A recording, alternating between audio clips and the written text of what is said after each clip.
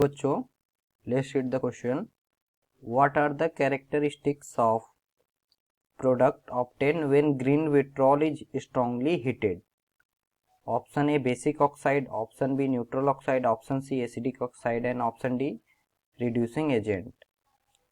तो इसमें हमको बताना है कि जब ग्रीन विट्रॉल को स्ट्रांगली हीट करेंगे तो क्या बनेगा। तो सबसे पहले ग्रीन विट्रॉल क्या होता क्या है ये जानेंगे। की कॉन्सेप्ट क्या है इसका। की कॉन्सेप्ट ग्रीन विट्रॉल क्या होता है। FeSO4.7H2O क्या होता है। FeSO4.7H2O that means ferrous sulphate with 7 water of crystallisation. तो इसको क्या करते हैं, हीट करते हैं। अगर सबसे पहले FeSO4.7H2O को हीट करते हैं तो क्या बनेगा, ये FeSO4 बनेगा प्लस 7 वाटर मॉलिक्यूल्स क्या हो जाएंगे, निकल जाएंगे। तो ये क्या है, यहाँ पे एनहाइड्रस FeSO4 बन गया। लेकिन क्या दिया क्वेश्चन में, स्ट्रांगली हीटेड, मतलब इसको अभी और हीट करेंगे।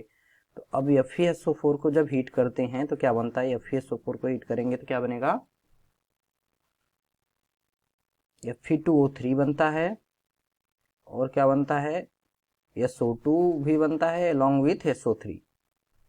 मतलब कि जब FeSO4 के दो मॉलिक्यूल को स्ट्रांगली हीट करेंगे तो क्या बनेगा, ferric oxide plus sulphur dioxide plus sulphur trioxide.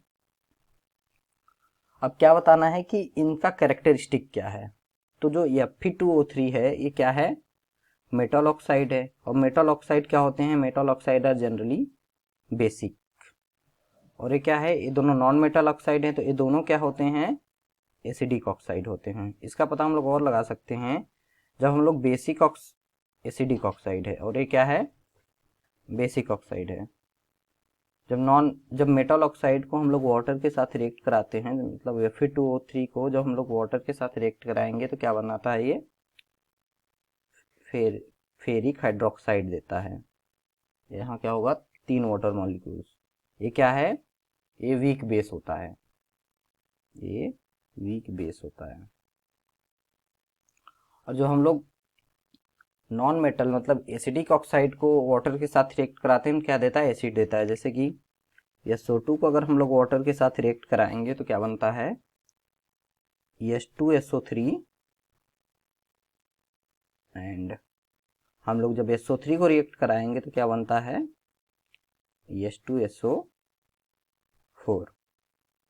ये दोनों क्या हैं, दे आर एसिड। अब क्या है, अब देखिए कि क्या हो रहा है यहाँ पे, ऑक्सीडेशन नंबर क्या है। फेरिक ऑक्साइड में फेरस का +3 है, फेरिक हाइड्रोक्साइड में भी +3 है।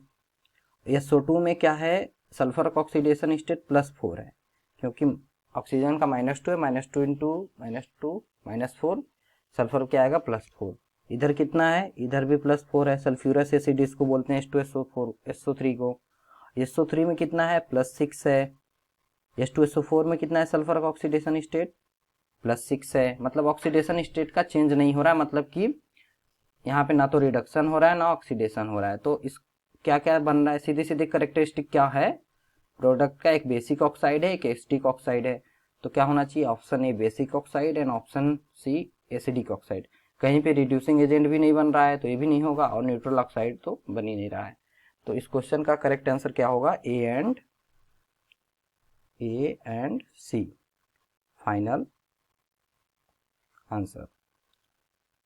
होप बच्चों आपको कॉन्सेप्ट समझ में आया होगा। Thank you and all the best.